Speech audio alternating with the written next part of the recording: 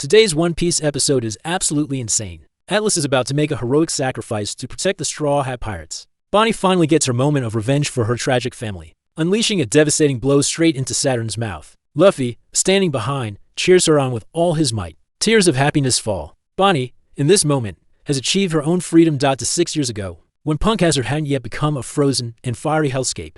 Vegapunk was conducting experiments when Professor Clover suddenly appeared before him. The old man practically knelt, begging Vegapunk to join him in researching the Void Century, which had existed for hundreds of years. Despite the government's prohibition, Clover was determined not to stop. He said that the truths of the past could not be buried forever, but Vegapunk refused to cooperate. He stated bluntly that he served the world government, and touching that forbidden subject was like signing his own death warrant. Clover continued to persuade him, then mentioned something he had never dared to tell anyone before. It turns out, Clover's real name was Cloudy Clover. His biological brother carried the initial D and was murdered right before his eyes. Just because of that letter in his name, Vegapunk was stunned. Clover explained that he had to bite the bullet and lie, calling his brother a friend to avoid being executed himself. After that, Vegapunk left, saying he would pretend this conversation never happened, as he didn't want to get involved. Vegapunk only wished him a safe journey. Clover still didn't want to give up. He shouted after him that the call of the past was echoing from afar, trying to communicate with everyone. And when O'Hara discovered something,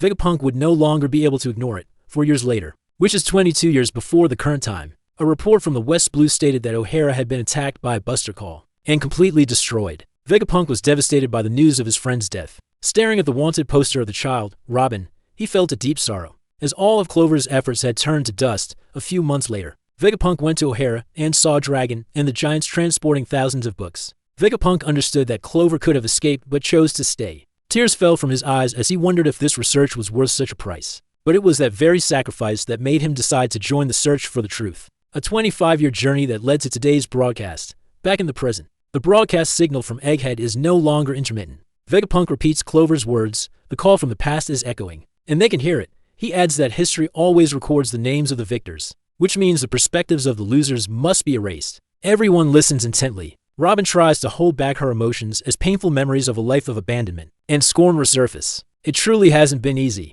Vegapunk continues, the truths unearthed by the flesh and blood of O'Hara. Today I will tell all, and I hope everyone understands it all.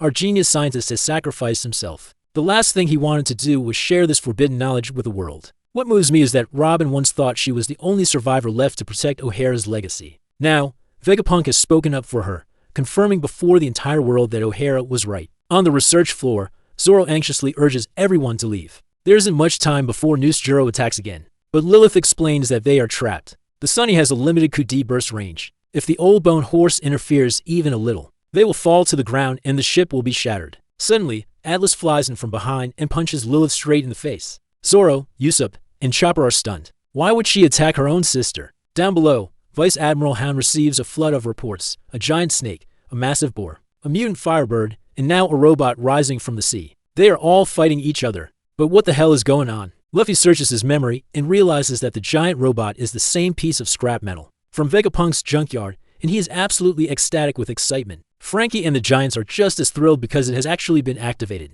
Then the robot speaks, calling Luffy Joy Boy. It expresses its happiness at being reunited with its master. Luffy looks confused, thinking maybe Jupiter said something irrelevant. But the robot clarifies that it was the one who just spoke. Today, Vegapunk admits that his broadcast only covers a small perspective of the 900-year-old conflict. The robot declares it is returned, just like before. Joy Boy's enemy is its enemy. It feels great joy at the opportunity to fight alongside Joy Boy once again. Luffy simply thinks it's cool to have a talking robot. The battle erupts again. Emeth vows to protect its master at all costs this time. Warcury screams about wiping out all enemies. He reiterates that Vegapunk's message will only end when the thing in front of them is defeated. The crews of the pirate and giant warrior ships prepare to set sail. Buggy asks Luffy if that big metal friend is an ally. Luffy denies it. It just keeps repeating that it has to protect its master, some guy named Joy Boy. But I have no idea who that dude is.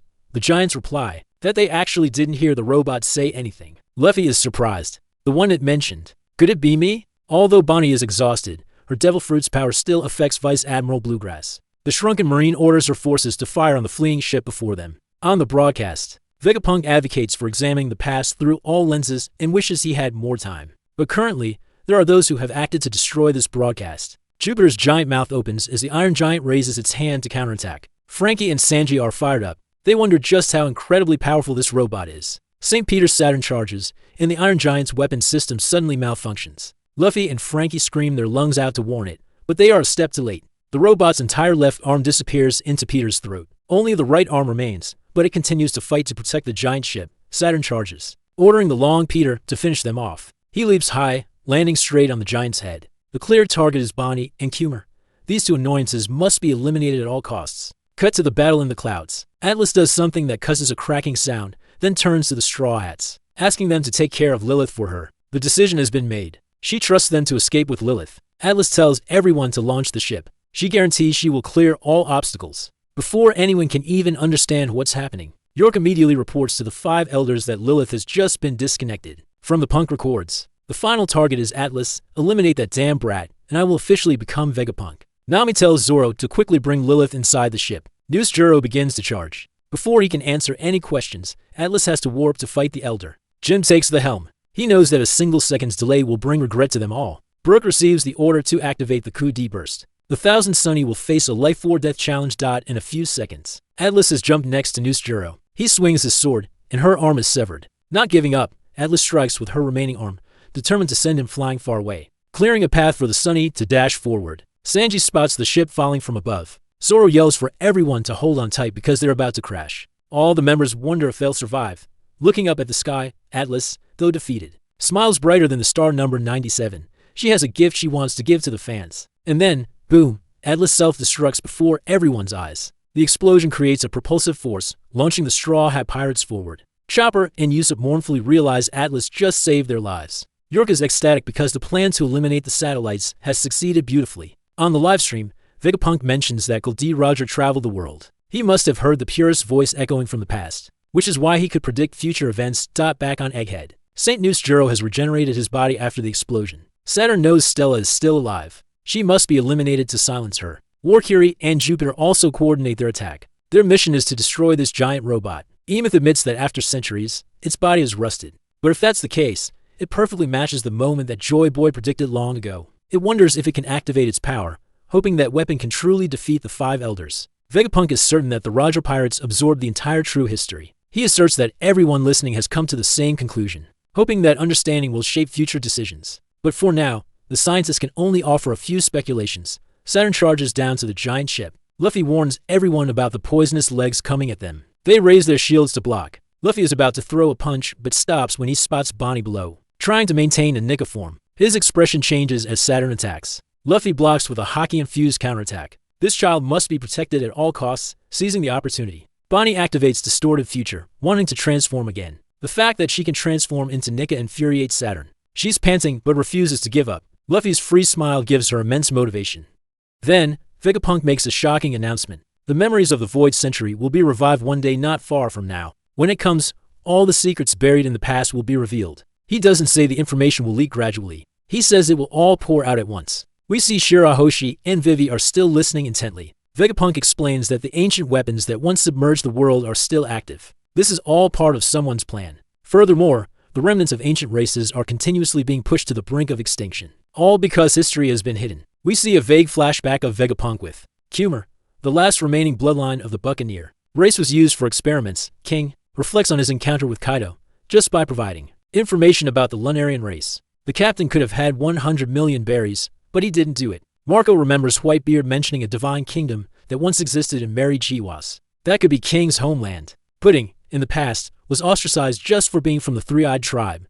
Back on Egghead, Bonnie in her Nika form is preparing to counterattack. Saturn scoffs that she's just a cheap copy. Luffy doesn't care about his monologue. Let's go, Bonnie. Show him what the god Nika is made of. He continuously blocks attacks to clear a path for her. Saturn's rage grows in proportion to Luffy's ever-widening smile. Bonnie's resolve is strengthened as memories of Kumar flood her mind. The Buccaneer race only deserves to be slaves. Their only end is death. Bonnie is contemptuous because he himself conducted experiments that turned her mother into a form that was neither human nor monster. You 5 elders are not worthy of being called gods. When Bonnie was a child, she used to dance the Nika dance with Kumar. She was taught that that man was the true god of this world, and her father, who always protected her, was the strongest hero. Bonnie breaks down and cries. Her dream was for her family of 3 to be happy together. It's been so long since she's seen her father. She just wanted to end her own life because she was so lonely. But now, she decides to live on. Her parents sacrificed so much for her to have this day. Luffy retreats far back. leaving the stage for Bonnie to shine. Saturn launches a deadly attack, but Luffy blocks it with a full Haki fist. Now, nothing can stop her. Bonnie uses all her strength to deliver the most powerful punch she ever has. This is the punch that releases all the frustration for the freedom her family should have had, but lost. All because of him, her little home was shattered. Luffy follows up with countless more blows straight to Saturn's face. His immortal body is riddled with holes. The 5 elders are officially defeated at the hands of 2 Nika gods. Finally, this moment has come. The strongest Conqueror's Haki in history, stored for 900 years by Joy Boy, is officially released to fulfill this sacred mission. The power is so immense that even IMU and Mary Chiwas can feel it. He screams in despair as his plan crumbles once again. But that's not all. Emeth's flashback also reveals the moving connection between Joy Boy and his loyal comrade. An episode that is absolutely top tier, unmissable. Before we start, please hit that subscribe button and turn on notifications so you don't miss a single One Piece episode. In the previous episode, Vegapunk's flashback showed the death of Professor Clover and O'Hara. This spurred him to conduct a live broadcast to expose all the truths. However, Atlas sacrificed everything, self-destructing to launch the Sunny to safety. The Iron Giant keeps calling Luffy Joy Boy, while he remains confused. Not knowing who it's talking about, Vegapunk announces that the end of the world is near. He reveals all the secrets of the Void Century. The story ends with Bonnie and Luffy attacking together, devastating Saint Saturn with a beautiful combination attack, leaving his body full of holes and falling straight into the ocean. So, right after the brutal attack aimed straight at Saturn, the giant pirates erupt in celebration. Bonnie loses control, her emotions overflowing as she breaks down in tears. She herself defeated the demon that massacred her family. Luffy laughs manically, praising Bonnie's performance. Kuma's face shows a faint smile as he witnesses his daughter stand up against the wicked, who abuse their power. Dory and Brogy suddenly notice something falling from above. It's the Thousand Sunny. Usopp is screaming his head off, begging to be rescued because he can't take this much longer. They desperately need landing support. Zoro grips his sword, sensing something approaching. Vegapunk's broadcast continues. He declares that those who keep moving forward, never flinching, are the ones most likely to discover this truth. He poses a question. Were these situations randomly arranged? Or was Roger a pawn in that god's entire plan? The Pirate King simply activated it through the final moments of his life. Or perhaps there are still calculations we can't possibly know. Shaggy puts a blanket over a drunk Rayla. Pirates across the seas celebrate wildly. One Piece, the dream they've always been searching for, still exists on the final island. Vegapunk declares there is absolutely no guarantee that the one who finds the treasure will be suitable for Joy Boy's wishes. That statement carries weight when considering who is racing towards it.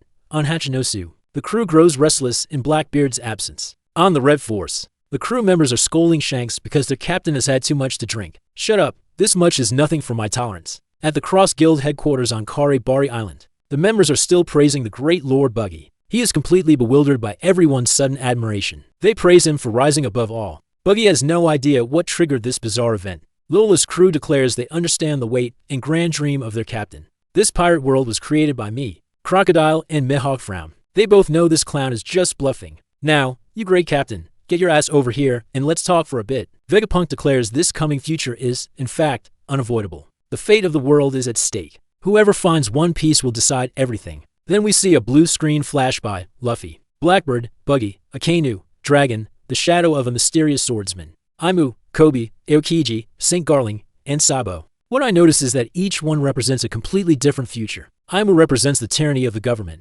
Dragon represents revolution. The Red Dog, Akainu, represents the justice of the Marines. Luffy, Blackbeard, and Shanks represent the chaos of the pirate faction. And Buggy is definitely a clown. The world reels from Vegapunk's declaration that fate lies in the hands of pirates. People from many islands are panicking, but the pirates are going wild hearing that One Piece is real and greater than they imagined. And impelled down, criminals are foaming at the mouth, wanting to be a part of this plan.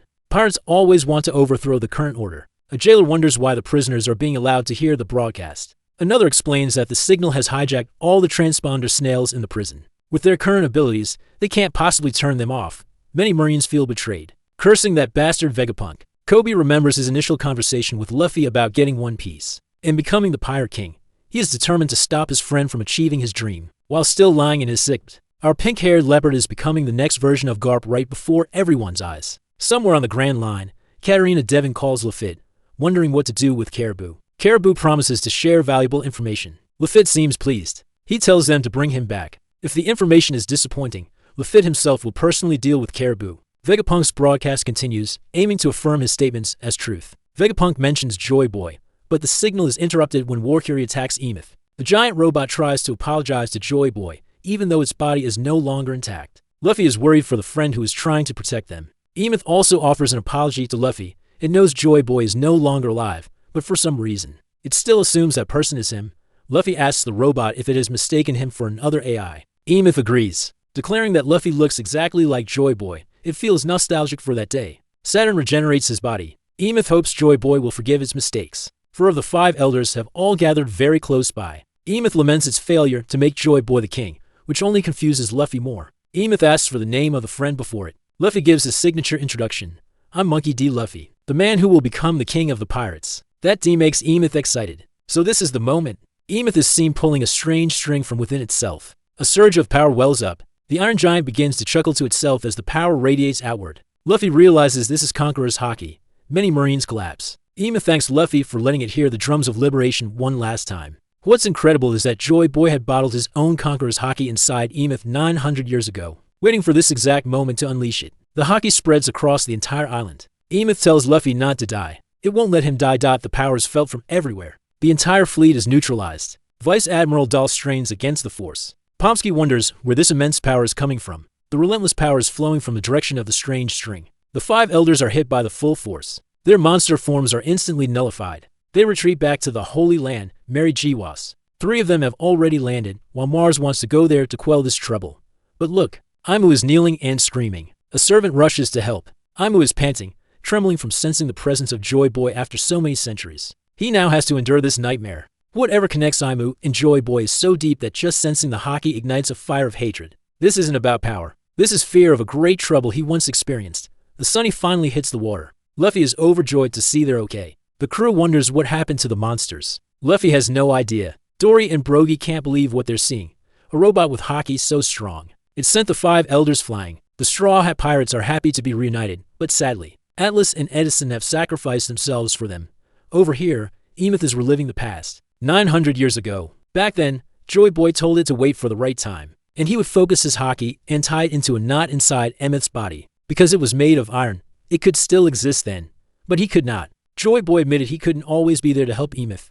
Joy Boy said that at some point, either when Emeth was in danger or when someone it wanted to save was in danger, it should use this knot. In the present, our Iron Giant has kept its promise, if you look closely. Emeth has an X symbol on its hand. We've seen this X symbol before in Alabasta, when the Straw Hat Pirates parted ways with Vivi. It represents an eternal connection, an absolute trust in one's comrades. And it is also a farewell.